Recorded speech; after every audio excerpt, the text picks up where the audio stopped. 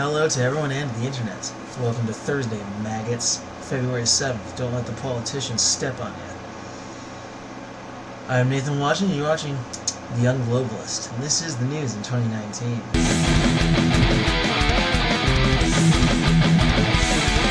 Alright everybody, so Luigi di Maio met with Yellow Vest leaders, and the French got mad. Like, very mad. Luigi di Maio may be the best thing that happened to European politics in a while. Basically, he's just a pure diplomat. He's a true diplomat, respectful, gentlemanly, and yet even he can still piss off the French. Because that's just how they are. They're not particularly reasonable. But he does not want a falling out with France, but the damage is already done, and now the French ambassador to Rome is being recalled in disgust. It's like they're calling for him back, like, come on, come home, get away from there. We don't want to talk to you, those filthy Italians.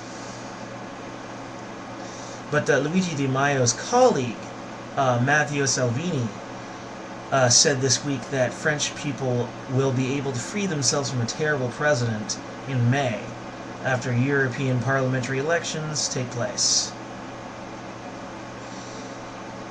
This little tiff between Italy and France is just cute, because the French are being just completely polite in every way. The Italians, are being very polite, well, except for Matteo Salvini.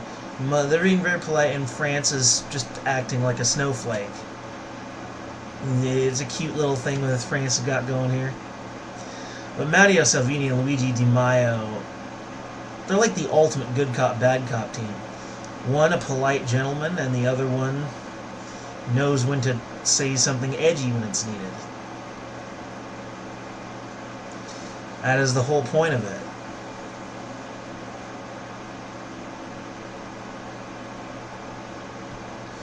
Bottom line is,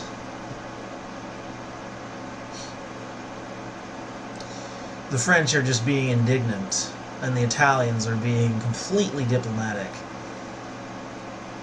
over just, how they met with the Yellow Vests so they could get their scoop, maybe talk to them, maybe figure something out, and the French are like, how dare you talk to their filthy kind, I see nothing wrong with them talking to the Yellow Vests. I think they have the right. It's because the French want to bury and suppress the Yellow Vests. They don't want their voices to be heard. They don't want their demands to be met. They just want them to go away. Yeah, well, they're not going to go away. If they keep up with that shit, France is going to fall apart. And I'm starting to think, like, maybe it should.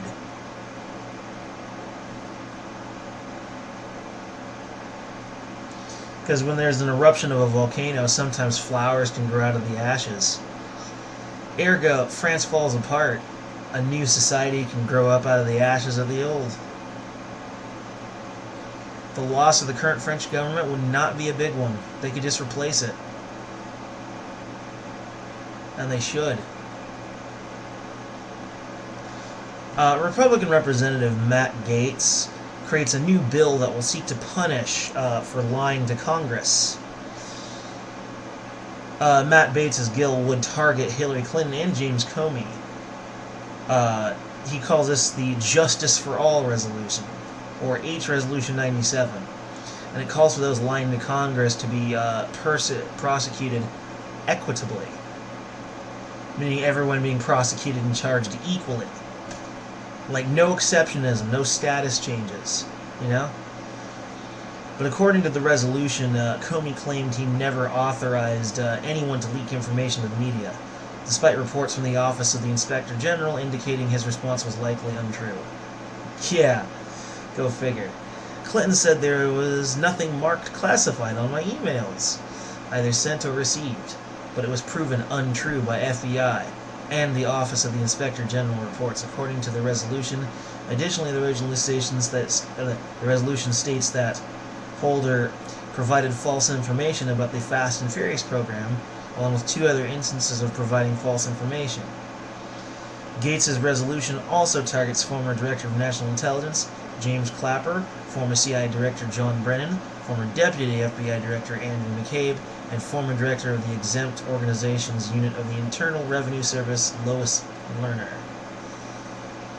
This will be a wonderful thing should it be passed. The Democrats need to be held accountable for their dirty tactics in politics. Like, they literally cannot be trusted. If you gave them the full opportunity to steal candy from a baby, I guarantee you that's exactly what they would do. They've gotten away with lying, with slander, with subversion.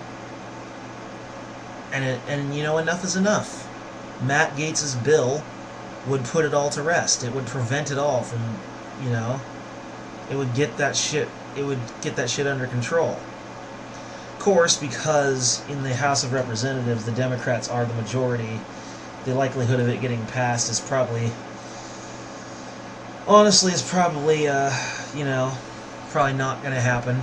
They'll shoot it down for sure. But who knows, maybe they won't. Maybe he'll present it in such a way that it'll look appealing to them at the time, and then they'll just regret it later. Maybe. I can only hope, but they'll probably just shoot it down. This seems to me like a pipe dream. A wonderful pipe dream, but a pipe dream nonetheless. Still, I sincerely hope that this happens. I sincerely hope. May you have success, Matt Gaetz. May you have success. CNN finds Saudi Arabians selling American weapons to al-Qaeda fighters in Yemen. The United Arab Emirates have for years been transferring American-made weapons to the al-Qaeda-linked fighters, hardline Salafi militias, and other factions waging war in Yemen. It's more or less like it's been treated as a form of currency to buy the loyalties of militias or tribes, bolster chosen armed actors, and influence the complex political landscape. This is according to an article from my sources. My sources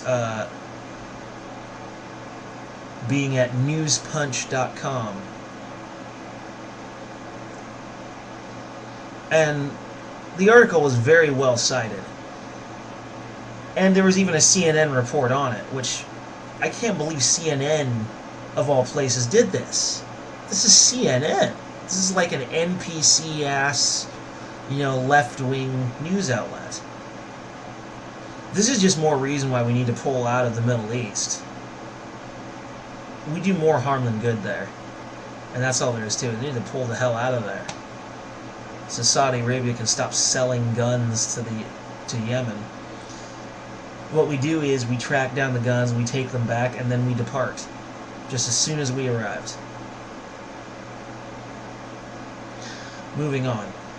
Trump's Sodhu speech has 76% approval rating, which has been revealed by a CBS News poll. And it reveals more specifically that Republicans supported this speech 97%, Democrats only 30%, surprise, surprise, and independents 82%. Yeah, only 30% of Democrats. Funny, I'm surprised that it wasn't a little lower. Of course, he didn't really say anything in that speech that anyone didn't approve of to some extent, you know, except for Alexandria Ocasio-Cortez. She had been frowning the entire time. Like the stupid little kid that she is. She's a child. That's not a grown woman. It's not even barely even a teenager, as far as I'm concerned. Bottom line is, that speech was pretty great. Like, my dad was in the other room just a couple days ago listening to it, and I heard a good portion of it. That was actually a really great speech. Yes, by the by, I still live with my parents, but that's because they're dependent on my disability money to keep the house. Bottom line is, if I move out, they lose the house. But that's enough about me.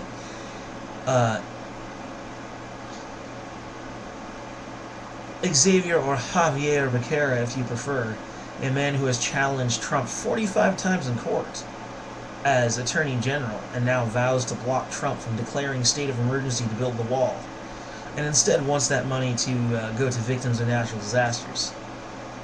Admittedly, that it would be a nice idea, but since he's an attorney,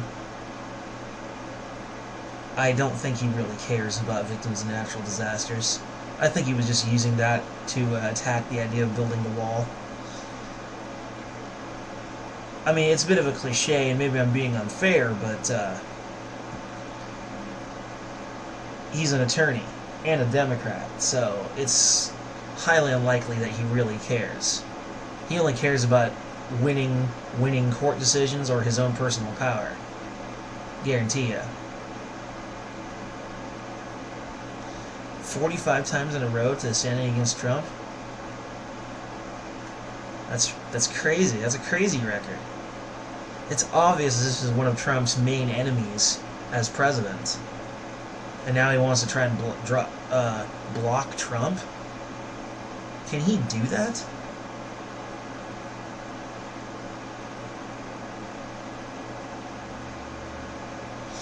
Well, let's see. Let's do a quick little search and see if he really can.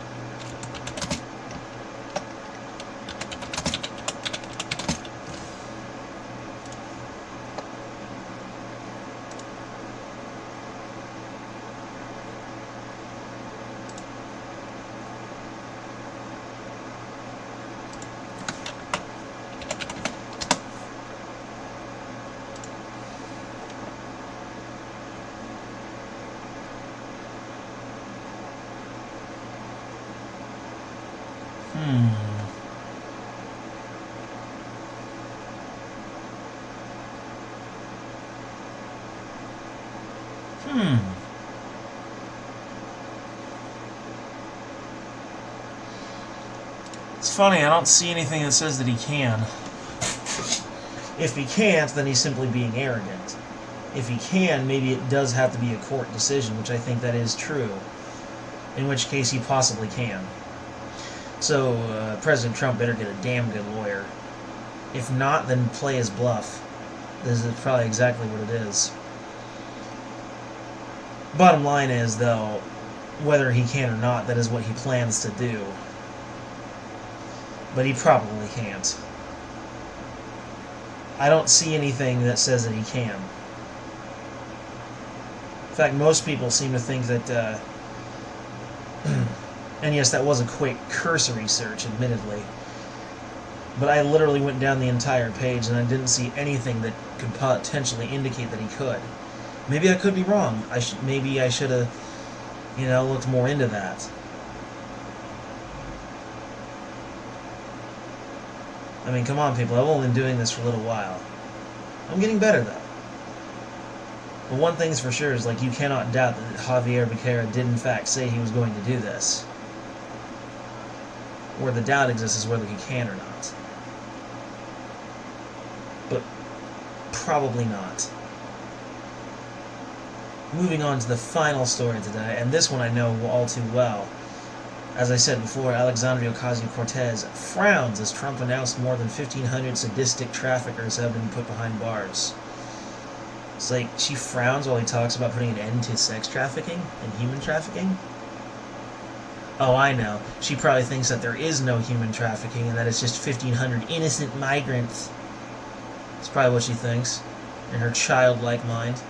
Like I said before, she combines the typical Democrat with the childlike naivete. And then she gets put into Congress. To me, that is frightening. Bottom line is, as I've said before, the millennial generation will never provide any worthwhile politicians. So just skip over us and pretend we weren't a thing. I will gladly accept obscurity of my name in that regard. And I will just continue to do my little news show here. I'm happiest that way anyway. Then I don't have to work too terribly hard. I'm an underachiever. Anyway, that's it for the Young Globalist today, folks. I'm out.